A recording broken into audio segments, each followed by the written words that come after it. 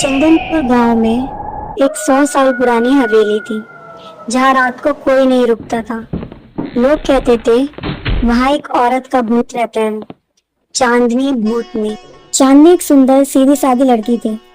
उसकी शादी एक अमीर खानदान में हुई थी, लेकिन ससुराल जाने के बाद उसकी जिंदगी एक नर्क बन गई थी। सुन चांदनी, ये सभी काम जल्दी खत्म कर। ये कोई तेरा मायका नहीं है जो आराम से काम कर रही है। तेरा वजूद सिर्फ किचन तक ही है, समझी? चांदनी अपने पति की बात सुनकर खून का घूंट पीकर रह जाती है। मैंने पिछले जन्म में कौन से कर्म किए थे जो मुझे इस जन्म में ये सब भुगतने पड़ रहे हैं। चांदनी को रोज तंग किया जाता। एक दिन उसके ससुराल वालों ने उसे जहर दे दिया और चांदनी हवेली के एक अंधेरे कमरे में मर गई। एक दिन चांदनी की सास को ऐसा लगा जैसे उसके कमरे में कोई है। कौन है? कौन है वहाँ? मैं हूँ, तुम्हारा किया हुआ पाप।